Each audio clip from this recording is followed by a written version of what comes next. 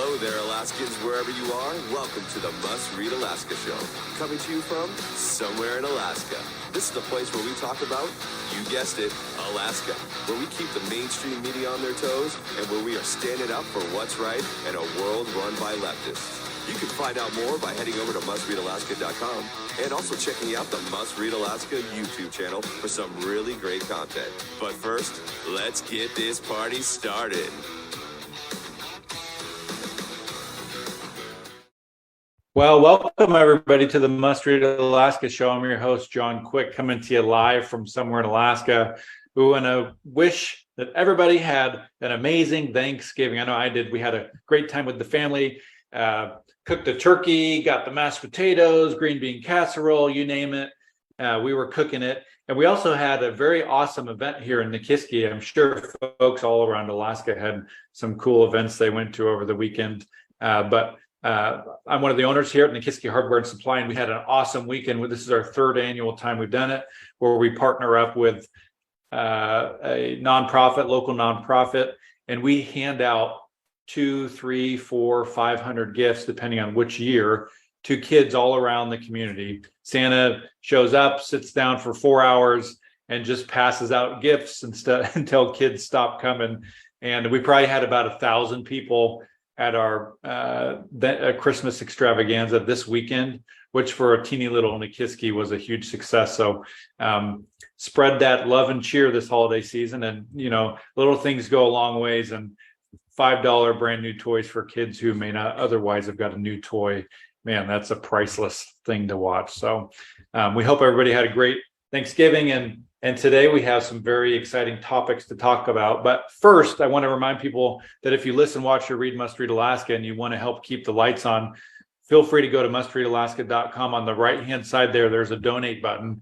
And $50, $100, $5, hey, heck, $5,000. Every little penny counts, and you can help keep the lights on here at Must Read Alaska. We are not funded by shady, conglomerates that are trying to skew people's news opinions. We are funded by the everyday Alaskan that donates $100 at a time. So we want to thank you for, if you're out there listening and you are one of our folks that keep the lights on here at Must Read Alaska, we want to thank you.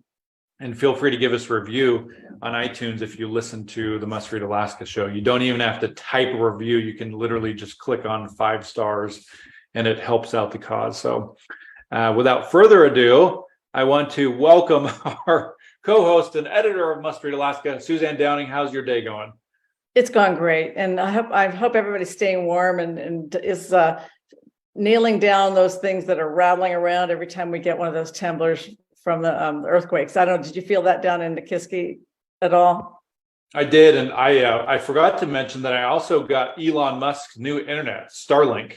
Oh, so yeah. I got that. Me and some friends we got on the pre-sale list, a long time ago. And it finally came this last week, and truthful, review, it hasn't been everything I'd hoped for in Elon Musk's internet. So it broke down. It had a hardware malfunction, and they have to send me a new one. But my friend who has it, he's had nothing but great things to say about it. They have the fastest internet in Alaska overnight. Elon Musk wins that award. And so in 3 weeks, I'll be excited to get my second one and try it again, and hopefully no hardware malfunction. Yeah. Well, it was actually the story that we ran several days ago about Starlink coming to Alaska and have these satellites that are in low orbit, and they have hundreds of satellites now in low orbit around the Earth, and some of them are pointing down toward Alaska. And in fact, the entire Arctic seems to be covered pretty well now with these satellites. Now, these satellites have a special quality. They are able to talk to each other through laser. So if you're kind of hooked up to one satellite, it can kind of relay signals to the next satellite until it gets to a ground station. And one of these days, I really want to have Sean Williams on our podcast to tell us about how this works, because he's in this space. He works in this space in Alaska, and he is extremely knowledgeable about how all of this stuff works with these small little satellites that are no bigger than the size of like a refrigerator. That's crazy. I'm glad you had a good Thanksgiving, John, and I'm glad that they're into Kiski, you're starting to get higher speed internet, and that hopefully things will be better. Because I know for you, when I send you a photo, you say, well, I can't look at the photo until I hang up the call, because the internet is so fragile there. The internet will drop. Yeah, that's right. Well, this last, I don't know, weekend or whatever, Friday, we saw the press release. I want to just remind folks, the Senate has organized. Suzzane and I are going to be going over that. But first, I want to read this kind of press release-esque post from the Democratic Party of Alaska, just to kind of set the stage, because, man, Republicans got outsmarted again. This is what the Alaska Democrats said from their Facebook. They said this: "We did it. After making gains, Democrats have flipped the Senate from full Republican control to a moderate bipartisan coalition." And man, when I saw this, I thought, they've done it again. They've outsmarted us. Oh yeah, this is totally Lucy in the football. It's kind of crazy. What are your thoughts, Suzzane, for folks that, there's people that don't even know that the Senate has organized yet. What would you tell folks that are hearing this for the first time? Well, the Senate has been organizing for a couple of weeks, and based on what they thought that the results of the election would be, the election results were finalized on the 23rd, the night before Thanksgiving, and they will be certified on the 29th. So that'll be tomorrow. They'll be certified. But they kind of knew what was going on, so they had already decided that they would have a quote bipartisan coalition kind of caucus, and they have a bipartisan caucus where they kicked out 3 Republicans, and now they have 9 Democrats and 8 Republicans in this caucus, which means it is a Democrat controlled caucus. And then they installed a Republican Senate president in Gary Stevens, who's had a very, very long career in public service, and he's done this before. He's been involved in many bipartisan kind of coalitions before in his many years, and so he's the Senate president. And then they appointed committees, and so although there were 11 Republicans elected to the Senate, there are only 8 that are part of the majority. And who they kicked out? They kicked out Senator Rob Myers of Fairbanks. And now Rob Myers, you remember, he won that seat a couple of years ago from John Coghill, because John Coghill was seen as too moderate, and that district wanted somebody a little bit more conservative and sticking with the conservative principles. Also, John Coghill had been the prime sponsor for Senate Bill 91, which was the crime spree bill, and people were really angry with him about that. So they kicked out Rob Meyer out of the coalition caucus, and they kicked out the current Senate Majority Leader Shelley Hughes from Palmer, Mat-Su area, and they kicked out Mike Shower, who's from Wasilla. So they kicked out the people they saw as the 3 most conservatives. Now, then they hook up with all these committee assignments, and they give all the committees to the Democrats. So here you have finance. You've got 1 Republican and 2 Democrats who are co-chairing finance. And then Rules Committee, you have Senator Bill Wielechowski has the Rules Committee, but they not only gave him the Rules Committee, they also gave him Transportation Committee. So he gets to double up on his chairmanship. This is just brilliant on their part, on the Democrats' part. And Legislative Council will be Senator L.B. Gray Jackson of Anchorage. And then Health and Social Services, they gave it to a Republican, but they actually they gave it to Senator David Wilson of Wasilla. And he may be in his last term now. He has to run in another 2 years, I think. And I don't think he'll be able to make it in Wasilla after he's made this deal. And I think that he knows that, and that's why he went ahead and did it. Senator-elect James Kaufman will be the vice chair of Health and Social Services. But then they put in the new freshman Matt Clayman as the Democrat, who will be the chair of Judiciary. And then the only committee that actually has Republican chairs other than that Health and Social Services is resources, and they made that a co-chair position between Cliff Bishop and Senator-elect Kathy Giessel. And Kathy Giessel used to be the Senate president, and then she was unelected, and now she's been reelected. And she'll have to stand for reelection in a couple of years as well, because a lot of these seats have to cycle through in another 2 years because of the redistricting forced so many of them into this extra election. Other than that, you've got, a Democrat running state affairs, a Democrat running community regional affairs, and then your friend Jesse Bjorkman, who's the senator-elect from Kenai, who is the NEA representative down there. I know you're just dying to talk about this. So Labor and Commerce has essentially a labor representative as the chair of that. Who's been a union leader. Yeah, he's a union leader with the NEA. And so you can see where this is going to go. This is going to be a bye-bye your permanent fund. I mean, this is really, really going to go badly. Again, I said transportation, Bill Wielechowski, and then education, Senator-elect Loki Tobin. She's the one who was rigged into place there by Tom Begich. When Tom Begich was the senator, he did not announce that he was withdrawing from the race until the last hour of the last day to file. And Loki Tobin, who was his Senate aide, filed in that seat. So they kind of rigged it so that he pulled out and she filed at the exact same time, and nobody else could get in there, which is why she's in there. And she'll have the education committee. And so basically you've got 9 Democrats and 8 Republicans, and then 3 sitting on the outside. Now, they said they were sitting on the outside because they voted against the budget last year, but that is an absolute lie. This is just so phony. What's happened is the Senator Hughes, Senator Myers, and Senator Schauer voted for the budget, and actually it was Senator Stedman and Bishop who voted against it. And so they're saying that that Schauer and Hughes and Myers voted against it when actually Stedman, who's now co-chair of finance, voted against it. So they're just telling a bunch of lies about why they excluded these 3. But let's face it, they are the 3 most conservative in the Senate, legislators in the Senate. And so that's how that's going to go. We're going to have a very moderate Senate, and I think that this is going to be really hard for the governor to deal with, because they're going to give him a huge budget this year. Yeah, it's going to be if people thought the last 2 years, 3 years has been a cluster, just hold on to your hat, because this next year is going to be ludicrous. It's going to be like a Desperate Housewives meets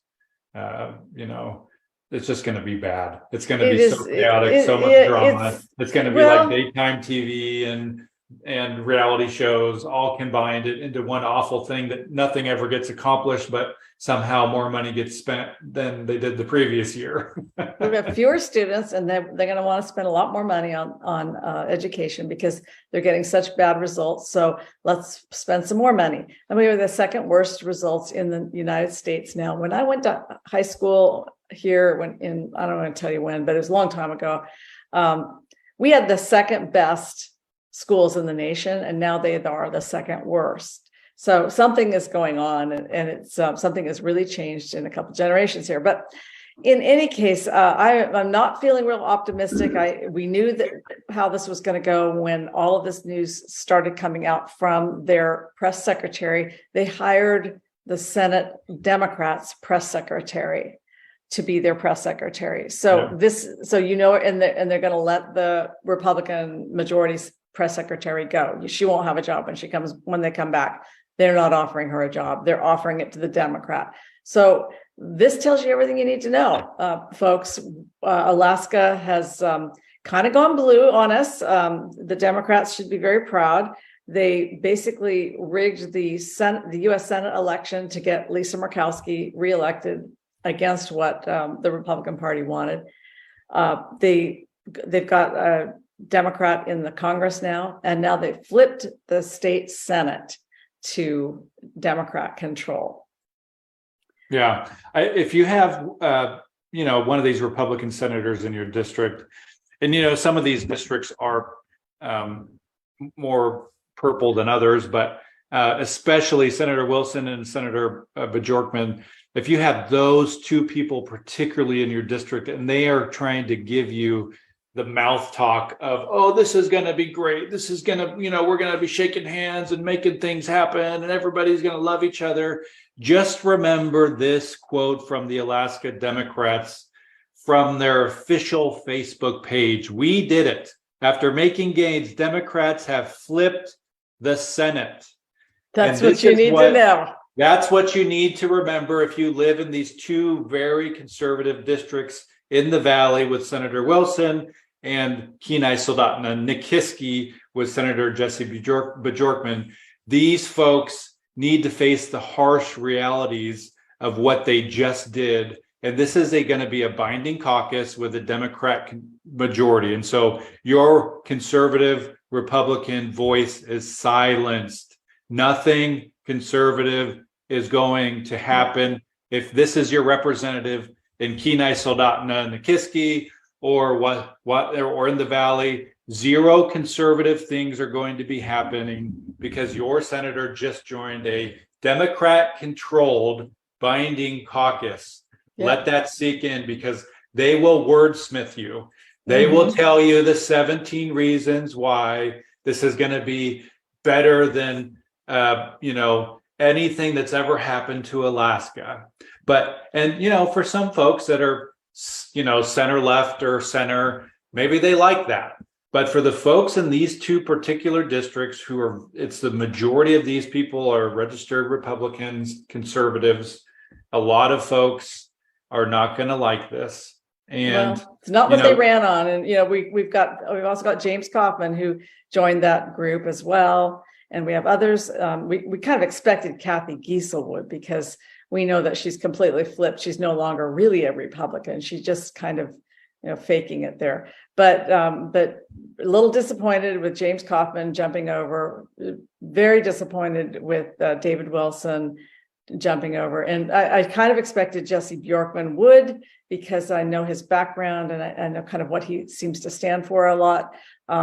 This is not going to be a fun year for Republicans in the legislature. I don't have real high hopes for the House either. I've got to tell you, it's not looking good, John, in terms of the organization in the House. It looks like the Democrats may also flip the House, even though there's a 21-member majority that is Republican majority.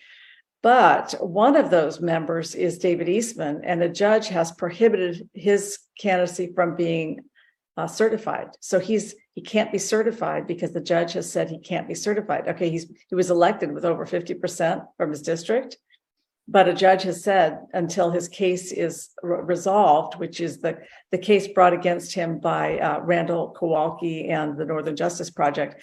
And they say that he is not qualified to be in the legislature because he's a member of the Oath Keepers. And the Oath Keepers were involved in the surge into the Capitol and the disruption of the electoral process on January 6th, 2021.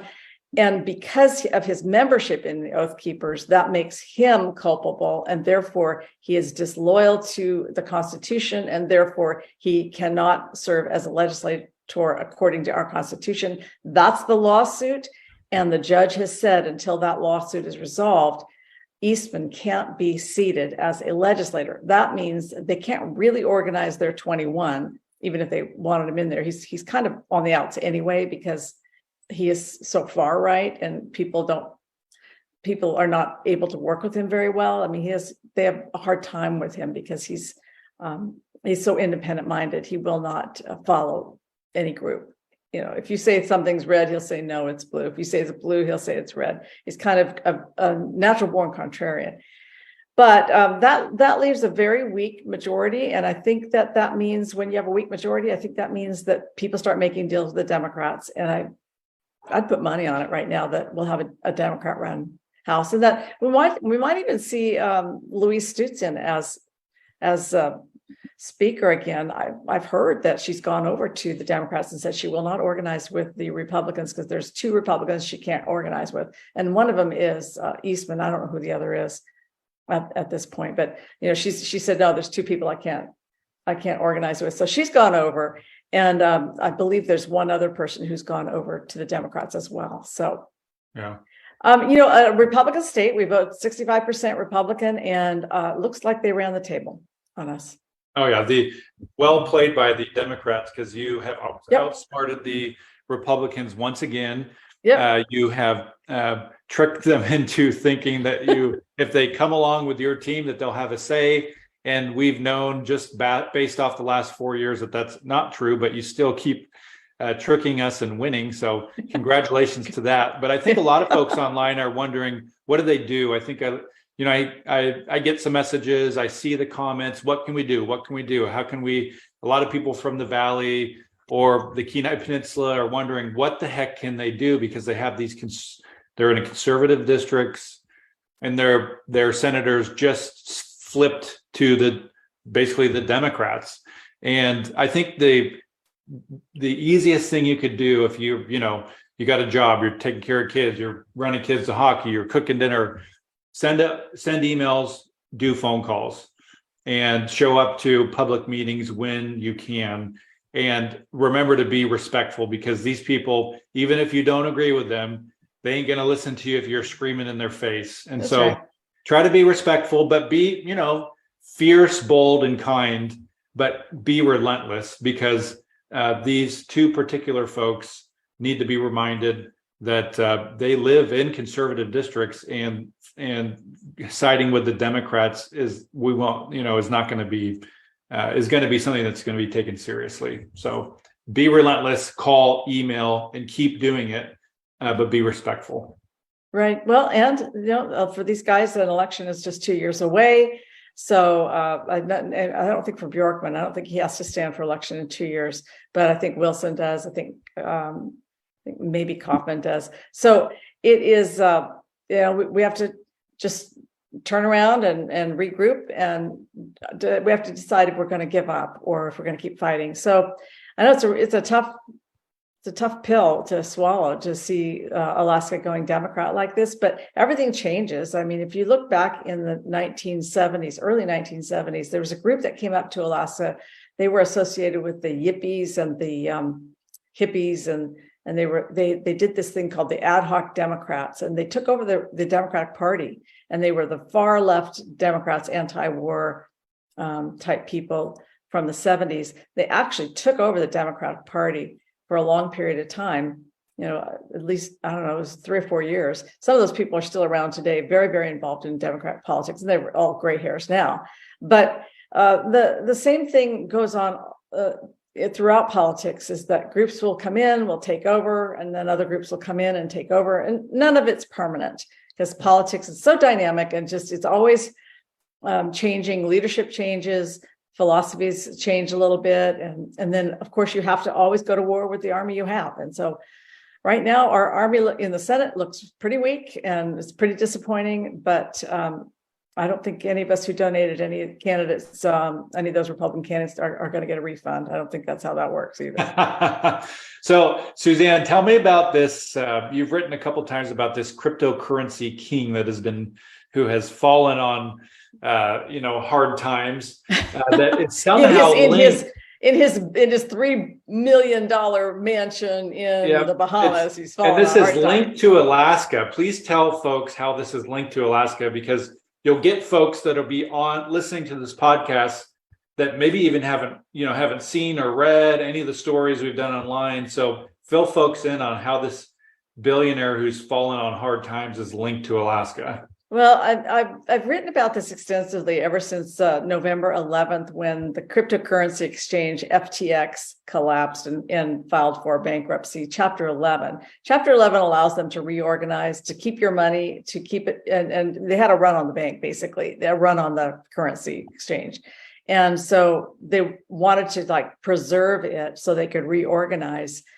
So they filed for Chapter 11 bankruptcy, and they've been scamming money from investors for a couple of years here. And Sam Bankman-Fried is sort of considered to be was the next Morgan Stanley kind of a guy. He's this grubby guy who just, he had everybody fooled. He was very, very smart. He very smart money-wise, and he was very tied into through his college internship through a group called Sequoia Capital. And Sequoia Capital is the group that invested some of the Alaska Permanent Fund money into this FTX scam, which was is another angle of it. But what I wrote about this weekend is, of course, if people have been following the stories, they know that Sam Bankman-Fried donated the maximum amount to Senator Lisa Murkowski's campaign, donated the maximum amount to Mary Peltola and the Alaska Democratic Party, and Democratic parties all over the country, and Democrats all over the country. $40 billion it was what he's pouring into the different coffers in the recent election cycle, second only to George Soros in terms of funding for Democrats. And then he was also funding ProPublica. So basically, he's trying to reshape the world and through politics to get all Democrats elected. And then he wanted to control the narrative in the media. So he's funding ProPublica, which is a left-leaning news organization, foundation style, that makes grants to newspapers and to radio stations and such. And ProPublica granted money to the Anchorage Daily News. And then, of course, the Anchorage Daily News goes about writing this series, in which case they're implicating Mike Dunleavy for the fact that there are not enough troopers in these villages that have like 25 or 50 people in them, that you don't have a trooper in there, shame on you, or you don't have a village public safety officer, or the village public safety officers you have criminal records, which all has been true for a real long time.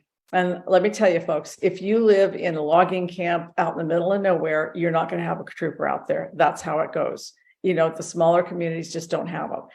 And so it's just interesting to see that all of these things are connected. Now, the money from Sam Bankman-Fried to the FTX Foundation, to ProPublica, to Anchorage Daily News is not a straight line. It doesn't go like that. It basically is the Anchorage Daily News got a grant from ProPublica before Sam Bankman-Fried made that gift to ProPublica. And their money came from other sources. In other words, ProPublica was being funded by George Soros. ProPublica was also being funded, and these funds were being shuttled through to the Anchorage Daily News for their reporting by John and Susan Arnold of Texas. These are the same people that are funding all of the ballot measure 2 kinds of things around the country, including Alaska. Alaskans for Better Elections, one of their main donors is like they're getting funds from Unite America and U.S. Action and all these things that are funded by John and Susan Arnold. John and Susan Arnold are trying to remake elections so that Democrats can get elected. So they're trying to change, the election. They're trying to change who gets elected and get Democrats in there, and then they're funding the news organizations who are following all this stuff. There is no actual word for this. We need to come up with one, John. And I keep thinking it's like the Democrat newspaper industrial complex. I don't know what the word is. I'm calling it a cabal, because it is so incredibly tightly wound. These guys are all in it together. And I don't think there's any structure to it. There's nothing like we're going to give you the money and you have to write about this one thing. Although they do make proposals before they get the money. They have to write a proposal, say what we're going to write about. We're going to write about how Alaska is a lawless place and it's all Mike Dunleavy's fault. Okay, we'll give you a grant for that. And so it kind of works like that. But and of course they want a Pulitzer for that, because of course they're all tied in. The Pulitzer organization, ProPublica, and the individual newspapers, they all want to be part of the Cool Kids Club. And so they're doing the kind of work that they will get positive reinforcement for. It's shocking. Oh, by the way, I've got a column I put up this morning from the Washington Free Beacon, and I hope people take a look at it, because it really expresses what a lot of us who have been following us are thinking. Who are these people? You look at the list of people involved in these scandals, and they're all tied into, the Epsteins and Alice Rogoff and the Bill Clinton and Sam Bankman-Fried, and you've got the whole list of really people doing horrible things, and they're all part of this big Democratic machine. It's worth reading the Washington Free Beacon column that we posted this morning, John. It certainly expresses some of my shock as I have been digging into this over the weekend. I've spent 3 or 4 days really looking into this ProPublica link with the ADN and how it's all tied in back to this George Soros and FTX Foundation stuff. Yeah, it's one of the things that I look at is all this one source funding, behind closed curtains while nobody's looking, creates a sense that these papers even more so don't need to act like normal businesses would, meaning be competitive, have an ear to the ground of what your consumers are thinking. They can pretty much, these newspapers can basically give the everyday person the middle finger because they're being funded by 1 or 2 people. Right. No more do they have to have, no more does the Anchorage Daily News have to have a circulation of 30,000 people. They can basically have no circulation and figure out how to be funded by these very liberal, left-leaning grant things. That's exactly right. Tell all their advertisers to go pound sand because their measly $1,000 a month doesn't matter to them when they're getting 3 checks cut to them every year for $3 million a piece or something like that. And so it just breeds even more a sense of out of touch with the everyday person, because you don't have to be. If daddy's cutting you a check every month, you don't have to really care about what's happening in the world or what it looks like to actually earn a buck. The paper here on the Kenai Peninsula, their circulation's pretty much down to nothing.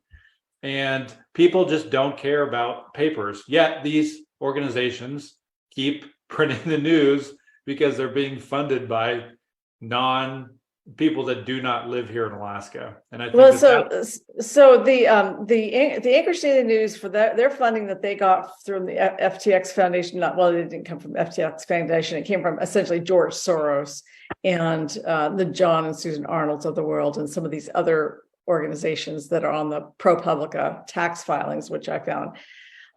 So their relationship with ProPublica is such that ProPublica loves the Anchorage Daily News because that series they did, and the headlines are, it's all Mike Dunleavy's fault. It's all Mike. It's just over and over again. They were just campaigning against Mike Dunleavy the whole time. But it's fascinating because they love the Daily News because that won them a jointly shared Pulitzer Prize. And then you get the Pulitzer Prize and you go to somebody like Sam Bankman-Fried and say, we win Pulitzers for our coverage, and look at our coverage. And he looks at the coverage. That's exactly the kind of coverage he supports. And so he's going to tell his foundations, which, by the way, some of Sam Bankman-Fried's foundations aren't even listed with the IRS. They have not even filed their, they have no EIN, they have no website. You talk about dark money. This whole thing is so incredibly deep and scammy. I'll be just surprised if I live through the coverage that I make, that I write of it. Somebody will come out and take me out in the dark. It's just like put a bolt through my head because I'm writing about this. It's these guys are absolute. It's criminal what's going on out there. So everybody do go to the Must Read Alaska front page right now and take a look at the story that we've got up there. We've got one on FTX's foundation funded ProPublica, and then ProPublica is funding the Anchorage Daily News. The Anchorage Daily News is what they were doing to Mike Dunleavy, what they did to Sean Parnell, which is run stories that were pure campaign stories against him, and they try to pass them off as news. The Free Beacon analysis says, what in the actual F is wrong with these people? And that is kind of when you start digging into this, that is exactly what you'll sort of come away with, is like, these people think they're so smart and they're smarter than the rest of us, and we're just a bunch of rubes out here. But there's a lot of people out there involved in this that have absolutely no morals at all. Yep. Well, we are coming to an end. It's been 30 minutes here. So you got any last minute thoughts? I'll get some more stories up today. Keep an eye on the House organization. I know that they've had some meetings. They had some meetings over the weekend, and they're probably going to meet today as well. And I guess they've kind of got to wait until this whole thing is settled out tomorrow with the certification of the election. We'll have some stories on that, the election being certified. I'll also have a story up, John, about how well Mary Peltola did in this race and some of the numbers from the race, and why our actual voting numbers are really down this year, quite significantly down, the actual numbers and percentage as well. So tune into mustreadalaska.com, and there'll be more stories today. Awesome. Well, thank you, everybody. Thank you, everybody, for listening to the Must Read Alaska show today. Feel free, like I said, if you listen to our show and you like it, make sure you leave a 5-star review on the iPhone. All you got to do is click on the 5 stars. You don't even have to leave a actual written review. And same with the Android phone. All you got to do is click on 5 stars. So, and if you're into apps on your phone, maybe you got a Android phone or an iPhone, all you got to do is go to the App Store, type in Must Read Alaska. Right there, there's our app. It's free to use. We put a lot of time, money, and resources into that. Thousands and thousands of people use it every day. We're very fortunate to have that. And we just want to thank folks during this holiday season to be thinking about us, folks who have thought about us in their year-end giving. We want to thank you. And folks who maybe haven't even thought about year-end giving yet, make sure to keep Must Read Alaska in your thoughts, because we'd appreciate $5, $10, $100. Every dollar helps keep the lights on here at Must Read Alaska. So until next time, I'm John Quick signing off from somewhere in Alaska. Thanks so much.